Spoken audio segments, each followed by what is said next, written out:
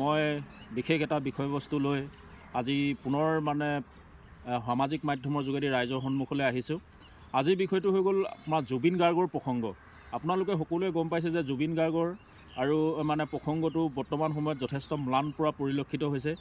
আৰু আমি একচুৱেলি বহুদিন মৌন হৈ আছিলোঁ। ইয়াৰ মৌন হৈ থকা কাৰণটো হ'ল যে আচলতে অসমৰ সৰ্বত্ৰে বা চাৰিওফালে যিহেতু জুবিন গাৰ্গক ন্যায়ৰ কাৰণে সকলো ৰাইজে উঠি পৰি লাগি আছিলে বা বিষয়টো যাতে জুবিন গাৰ্গে ন্যায় পায় তাৰ কাৰণে সকলোৱে দৃষ্টি ৰাখিছিলে। কিন্তু এতিয়া আশংকা হৈছে যে জুবিন গাৰ্গে ন্যায় পোৱাৰ ক্ষেত্ৰত যিহেতু এতিয়া ইলেকশ্যনৰ বতাহ বলিছে চাৰিওফালে, বিধানসভা নিৰ্বাচন আহি গৈছে, গতিকে এই বিধানসভা নিৰ্বাচনত জুবিন গাৰ্গৰ ন্যায়ৰ প্ৰসংগই আকৌ তল পৰিব নেকি, এই বিষয়টোলৈ আমি যথেষ্ট আতংক বা আমি শংকাত ভুগিছোঁ। গতিকে এই বিষয়টো মই আজি ৰাইজৰ আগত দুআষাৰ বক্তব্য আগবঢ়াব বিচাৰিছোঁ সামাজিক মাধ্যমৰ যোগেদি। গতিকে ৰাইজে বিচাৰ কৰিব এই বিষয়টো আচলতে কেনে মনোগ্ৰাহী হৈছে। তো মই ভাবোঁ যে কি জুবিন গাৰ্গৰ ন্যায়টো যিহেতু জুবিন গাৰ্গৰ ন্যায় যে হ'ব সেই কথাটো আমাৰো আজি এটা সন্দেহ উপজি গৈছে। আচলতে ন্যায়ালয়ৰ যোগেদি এজন দোষীয়ে বা এজন যিজন দোষী সাব্যস্ত হয় বা যাক তেওঁলোকে এই বিষয়টোত যি সাঙুৰ খাইছে বা জুবিন গাৰ্গৰ হত্যাৰ লগত যিসকলে সাঙুৰ খাইছে, যিসকল অপৰাধী, এই অপৰাধীবিলাকে আচলতে দোষী সাব্যস্ত হ'বলৈ হ'লে, ন্যায়ালয়ৰ যোগেদি দোষী সাব্যস্ত হ'বলৈ হ'লে যিখন আমাৰ CD অৰ্থাৎ যিখন কেছ ডায়েৰীখন একচুৱেলি এটা স্পষ্ট হ'ব লাগে। আৰু কেছ ডায়েৰীখন যিহেতু মই ভাবিছোঁ যে এতিয়া যথেষ্ট ত্ৰুটিপূৰ্ণ। এইখন তেওঁলোকে যেনেকৈ ছিংগাপুৰত জুবিন দা ঢুকালে তাৰপিছতো আহি পেলানি এই বিষয়টোৱে যে তাত গৈ পেলানি আমাৰ ইয়াৰ পৰা চৰজমিন তদন্তৰ পৰা আদি কৰি তাৰ পৰা কোনো ধৰণৰ তেনেকুৱা ধৰণৰ যিখিনি এজন দোষীক উপযুক্ত ন্যায়ালয়ে শাস্তি দিব পৰাকৈ যিখিনি এভিডেঞ্চ বা সাক্ষ্য প্ৰমাণৰ প্ৰয়োজন হয়, এই ক্ষেত্ৰত কিছু ত্ৰুটি ৰৈ গৈছে বুলি বিভিন্ন সংবাদ মাধ্যমৰ যোগেদি আমি পাই আছোঁ বা গম পাই আছোঁ, সকলোৱে আমি জানিছোঁ। গতিকে এতিয়া কথাটো হ'ল কি জুবিন গাৰ্গে ন্যায় পাব নাপাব সেই ওপৰতো আমাৰ এটা ডাঙৰ সন্দেহ হৈছে। আৰু এই সন্দেহৰ লগতে আমি আৰু এটা কথা কওঁ যে একচুৱেলি অসমৰ চৰকাৰ হওক বা ন্যায়ালয় হওক বা অসমৰ প্ৰশাসন তন্ত্ৰৰ পৰা যেতিয়া আমি ন্যায় নাপাওঁ তেতিয়া অসমীয়া মানুহে কাৰলৈ বাট চায়। নিশ্চয় অসমৰ মানুহে এটা শক্তি আছে যিটো আমি জাতীয় শক্তি হিচাপে চিহ্নিত কৰোঁ বা বহু সময়ত তেওঁলোকে দীঘলীয়াকৈ সংগ্ৰামৰ পথাৰত আছে। তেওঁলোকেও জুবিন গাৰ্গৰ ক্ষেত্ৰত যেনেধৰণৰ ব্যৱস্থা কাৰ্যপন্থা বা বিচাৰ ব্যৱস্থাৰ ক্ষেত্ৰত তেওঁলোকে সংবাদ মাধ্যমৰ যোগেদিয়ে হওক বা বিভিন্ন মাধ্যমৰ যোগেদি তেওঁলোকে যেনেকৈ ধৰণৰ ক'ব লাগিছিল বা যেনেকৈ ধৰণৰ গুৰুত্ব প্ৰদান কৰিব লাগিছিল তেনেকুৱা গুৰুত্ব প্ৰদান কৰা আমাৰ পৰিলক্ষিত হোৱা নাই। এইটো পৰিলক্ষিত এইটো কাৰণে হোৱা নাই যে হয়তো জুবিন গাৰ্গে বহু সময়ত বিহুতে তেওঁ হিন্দী গীত গায়, তেনেকৈ ধৰণে তেওঁলোকৰ মাজত এটা দ্বন্দ্ব আছিল। গতিকে আজি সেই দ্বন্দ্বটোৰ কাৰণে বা জুবিন গাৰ্গে কৰা উচ্ছৃংখল জীৱন যাপনৰ কাৰণেই হওক যে জুবিন গাৰ্গৰ জুবিন গাৰ্গৰ এই কাৰণটোৰ কাৰণে হয়তো আমি যি শক্তিৰ দ্বাৰা যি শক্তিয়ে আজি আমাৰ চৰকাৰ আৰু ন্যায়ালয় বা প্ৰশাসন তন্ত্ৰ ব্যৰ্থ হোৱাৰ পাছত তেওঁলোকে যাতে কিবা এটা ব্যৱস্থা ল'ব বুলি বহু মানুহে আশা কৰি আছিল। গতিকে এতিয়া তেওঁলোকৰ পৰাও তেনে আশা আমি কৰিব নোৱাৰিছোঁ, কাৰণ তেওঁলোকে যি ধৰণে জুবিন গাৰ্গলৈ তেওঁলোকে থিয় হ'ব লাগিছিল বা জুবিন গাৰ্গৰ স্বাৰ্থত তেওঁলোকে যিটো কৰিব লাগিছিল এইখিনি কৰা আমাৰ এতিয়ালৈকে পৰিলক্ষিত হোৱা নাই বা নাই হোৱা। গতিকে মই ক'ব বিচাৰোঁ যে জুবিন গাৰ্গ কোন আচলতে অসমীয়া বহু ৰাইজে আৰু দল সংগঠন বা জাতীয় শক্তিবিলাকেও এই কথাবিলাক কিন্তু অনুধাৱন নকৰিলে। জুবিন গাৰ্গ এনেকুৱা এটা সত্তা আছিলে যিটো হ'ল তেওঁক আমি স্বতন্ত্ৰ সত্তা।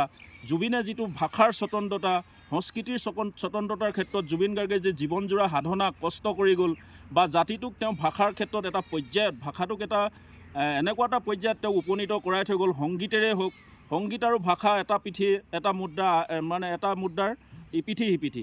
গতিকে এটা ভাষাৰ ক্ষেত্ৰত তেওঁ যি স্বতন্ত্ৰতা, সংস্কৃতিৰ ক্ষেত্ৰত যি স্বতন্ত্ৰতা আনি থৈ গ'ল আৰু তেওঁলোকে বিচৰা সেই সেউজীয়া পৃথিৱীখন, তেওঁলোকে বিচৰা যি সেউজীয়া পৃথিৱীখন, এই পৃথিৱীখন যদি বা তেওঁলোকে বিচৰা যিটো সেউজীয়াৰ দাবী, এই দাবীটো তেওঁলোকে সাফল্যমণ্ডিত হ'বলৈ হ'লে তেওঁলোকে নিশ্চিতভাৱে আন্তৰ্জাতিক পৰ্যায়ত ভাষাৰ স্বতন্ত্ৰতা, সংস্কৃতিৰ স্বতন্ত্ৰতা, ভূখণ্ডৰ স্বতন্ত্ৰতা, এই স্বতন্ত্ৰতাবোৰ কিন্তু তেওঁলোকে দাঙি ধৰিব পাৰিব লাগিব।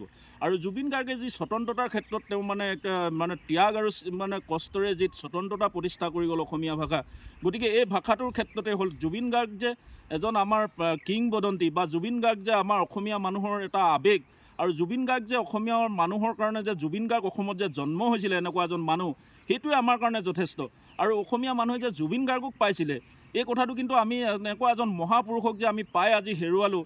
বা আজি বহুতে ক'ব খোজে যে বহুত সংবাদ মাধ্যমে কৈছে যে জুবিন গাৰ্গক আচলতে হত্যা কৰা নাই, হত্যাকাৰীসকলৰ পক্ষতো বহু মানুহ থিয় হৈছে আৰু বহুতে কয় যে জুবিন গাৰ্গে নিজে মৰিছে। সেইটোতো কেতিয়াও মই ভাবোঁ যে মই পোনছাতে নাচচুট কৰোঁ এই কথা পোনছাতে নাচচুট কৰিছোঁ। এইকাৰণেই কৰিছোঁ যে আপোনালোকে চাওকচোন, জুবিন গাৰ্গে আচলতে 6-7টা বা 10-15জন মানুহে এজন মানুহক, জুবিন গাৰ্গৰতো আমি সকলোৱে জানো তেওঁ এজন যিহেতু কিংবদন্তি, তেওঁৰ বিষয়ে সদায় সৰ্বত্ৰে অসমত চৰ্চা হৈ থাকে। তেওঁ কি বেমাৰত আক্ৰান্ত, তেওঁ কেনেকুৱা মানুহ, তেওঁ কি খাই ভাল পায়, তেওঁ কেনেকুৱা তেওঁৰ লাইফ ষ্টাইল, সেইবোৰ কথা আমি সকলোৱে জানো। তেনেস্থলত এজন মানুহক যে তেওঁলোকে মানে আপোনাৰ সাগৰত নি পানীত নামিবলৈ দিছে, নামাৰ পাছতো মানুহজনৰ প্ৰতি তেওঁলোকৰ কোনো কেয়াৰ নাই। আৰু বহুতে মানে ফোনৰ ৰেকৰ্ডিং কৰি থাকিলে, বহুতে মানে জুবিন গাৰ্গক আচলতে মানে তেনেকুৱা এজন মৃগী ৰোগীক তেওঁলোকে মানে পানীত নমাইছে। আৰু এটা কথা, ৰাতিপুৱাই তেওঁক উঠাই লৈ গৈছে, আৰু তেওঁলোকে যদি নগ'ল হ'লে তেওঁৰ লগত, বা তেওঁক যদি মানে সহযোগিতা নকৰিলেহেঁতেন বা পানীত নমাৰ ক্ষেত্ৰত বাধা দিলেহেঁতেন, তেতিয়া নিশ্চয়কৈ জুবিন গাৰ্গ আজি আমাৰ মাজত থাকিলেহেঁতেন। তেওঁ যিমান সৃষ্টি কৰিলে তাৰ আৰু দুগুণ সৃষ্টি কৰি থৈ গ'লেহেঁতেন, যিটো অসমীয়া ভাষা সংস্কৃতিৰ কাৰণে এটা আপুৰুগীয়া সম্পদ হৈ থাকিলেহেঁতেন। আজি জুবিন গাৰ্গক হেৰুৱাই অসমৰ মানুহে যিমান মৰ্মাহত হৈছে, আৰু মই ভাবোঁ যে কি আজি বহুতে অনুধাৱন কৰিব পৰা নাই জুবিন গাৰ্গৰ লেখীয়া এটা সত্তা আমি যে আচলতে অকালতে হেৰুৱালোঁ, আমাৰ অসমীয়া জাতিটোৰ কাৰণে কিমান ভয়ংকৰ ক্ষতি, এই কথা বহুতে আজি অনুধাৱন কৰা নাই। আপোনালোকে জানিব যে অসমীয়া ভাষাটোৰ ক্ষেত্ৰত যদি বা সংস্কৃতিৰ ক্ষেত্ৰত মই ভাবোঁ যে এতিয়া মৰ্মিতা মিশ্ৰৰ দৰে আপোনাৰ বাংলা কলিকতাৰ এজন মানে শিল্পীয়ে আহি মানে জুবিন গাৰ্গৰ মানে তেওঁ গীতৰ প্ৰতি অনুপ্ৰাণিত হৈ তেওঁলোক গীত ভাল পায়, তাই আহি পেলানি অসমত জুবিন গাৰ্গক তেওঁ দেখা কৰি তেওঁ জুবিন গাৰ্গৰ গীত গাইছে। মই শুনামতে মণিপুৰকে ধৰি বহু ঠাইত জুবিনৰ গান চুৰ কৰি কিন্তু তেওঁলোকৰ নিজৰ ভাষাত গাইছে। গতিকে আৰু এটা কথা মই এটি শুনিলোঁ যে আপোনাৰ এগৰাকী মানুহে আপোনাৰ বিদেশী মানুহে কৈছে যে জুবিন গাৰ্গৰ গানবোৰ তেওঁ প্ৰথমতে শুনি থাকে, পিছত মানে গান শুনি এনেকুৱা হ'ল যে তেওঁ মানে ভাষাটো শিকিবলৈ চেষ্টা কৰিলে। গতিকে এনেধৰণে ভাষাটোক মানে জুবিন গাৰ্গৰ গীতৰ পৰা যে বাহিৰা মানুহে বা বিদেশৰ বহু মানুহে যে তেওঁ আমাৰ ভাষাটো শিকিবলগীয়া হৈছে বা শিকিবলৈ তেওঁলোকে মানে আগ্ৰহ প্ৰকাশ কৰিছে, এইটো এটা কম ডাঙৰ কথা নে? তেনেকুৱা এজন মানুহৰ আজি ন্যায়ৰ ক্ষেত্ৰত যিখিনি এতিয়া মানে আপোনাৰ অৱহেলা দেখা গৈছে, চৰকাৰখনে যি মানে আজি জুবিন গাৰ্গৰ ন্যায়ৰ ক্ষেত্ৰত মানে তেওঁ যেনেকুৱা ধৰণৰ ভূমিকা গ্ৰহণ কৰিব লাগিছিল, এই ভূমিকা আমি দেখা নাপালোঁ। সাধাৰণভাৱে মানুহে দৈনন্দিন জীৱনটো মানে কৰি মেলি খাব নোৱাৰা কিছুমান মানে চুৰ ডকাইত কৰে, সেই চুৰ ডকাইতবিলাককে হিমন্ত বিশ্ব শৰ্মা চৰকাৰে বহু সময়ত এনকাউণ্টাৰ কৰা দেখা গৈছে। কিন্তু জুবিন গাৰ্গৰ লেখীয়া এজন মহাপুৰুষ কিংবদন্তি আমি হেৰুৱালোঁ, এই মানুহকেইটাই নি তাত মাৰিলে। মুখ্যমন্ত্ৰীয়ে নিজেও স্বীকাৰ কৰিছে যে জুবিন গাৰ্গক হত্যা কৰা হ'ল, তাৰ পাছতো এই মানুহকেইটাক কিন্তু মানে মুখ্যমন্ত্ৰীয়ে এনকাউণ্টাৰ কৰিব নোৱাৰিলে। গতিকে মই ভাবোঁ যে কি আচলতে এই সৰু সুৰা মানুহক এনকাউণ্টাৰতহে আমাৰ মুখ্যমন্ত্ৰীজন পাকৈত যেন লাগে। জুবিন গাৰ্গৰ লেখীয়া এজন কিংবদন্তি, জুবিন গাৰ্গৰ লেখীয়া এজন মহাপুৰুষ, জুবিন গাৰ্গৰ লেখীয়া এজন ব্যক্তি, য'ত মানে আপোনাৰ এজন দুৰ্লভ ব্যক্তি, য'ত আমি অসমত বা ভৱিষ্যতে আমি এনেকুৱা এজন মানুহ জন্ম হ'ব বুলি আশা কৰিব নোৱাৰা এজন ব্যক্তি যেতিয়া আমাৰ মাজত পৰা গুচি গ'ল বা তেওঁক হত্যা কৰা হ'ল কৌশলেৰে, তেনেকুৱাবোৰ মানুহক আচলতে হিমন্ত বিশ্ব শৰ্মাই এনকাউণ্টাৰ কৰিব নোৱাৰে। হিমন্ত বিশ্ব শৰ্মাৰ বন্দুক কপে, তাত পিষ্টল কপে, তেওঁলোকৰ প্ৰশাসন ব্যৱস্থাৰ আচলতে মানে তেওঁলোকৰ মৌন হৈ থাকে। গতিকে জুবিন গাৰ্গৰ হত্যাৰ ক্ষেত্ৰত এক ৰহস্যময় ভূমিকা। মই ভাবোঁ যে কি জুবিন গাৰ্গক যিকেইজনক আমি হত্যাকাৰী বুলি আজি সন্মুখলৈ আহিছে, যিসকলক আজি কাৰাগাৰত ভৰাই ৰাখিছে, এইকেইজনেই কেৱল হত্যাকাৰী নহয়, এই হত্যাকাৰীকেইজনৰ আঁৰত যে ডাঙৰ ৰৌ বৰালি আছে বা ডাঙৰ এটা যে ষড়যন্ত্ৰ আছে, যে ডাঙৰ এটা শক্তি পাছফালে আছে, সেইটো কিন্তু একদম ধুৰুপ সত্য। আৰু মই ভাবোঁ যে কি অসমৰ ৰাইজক মই এই মুহূৰ্তত এটা অনুৰোধ কৰিছোঁ যে আপোনালোকে বিহু হওক, আপোনালোকে বিভিন্ন অনুষ্ঠান প্ৰতিষ্ঠান, দুৰ্যোগ হওক বা বিভিন্ন মানে ৰাজনীতি, বিধানসভা নিৰ্বাচন, লোকসভা নিৰ্বাচন, চৰকাৰী নিৰ্বাচন যিমানেই আহি নাথাকক কিয়, যাতে জুবিন গাৰ্গৰ প্ৰসংগই, ন্যায়ৰ প্ৰসংগই যাতে কোনো কাৰণতে তল নপৰে, তাৰ কাৰণে সকলো সদাশয় সচেতন ব্যক্তিসকলক মানে আচলতে মন কৰিবলৈ বা তেওঁলোকে এই বিষয়টোত গুৰুত্ব দি থাকিবলৈ মই অনুৰোধ জনালোঁ। আৰু ইয়াকে মই ক'লোঁ, আপোনালোকে বাকী কথাখিনি বিচাৰ বিবেচনা কৰিব। ইয়াকে কৈ মই আজি আপোনালোকক ক'বলগীয়া সামাজিক মাধ্যমৰ যোগেদি ক'বলগীয়াখিনি মই সামৰিছোঁ।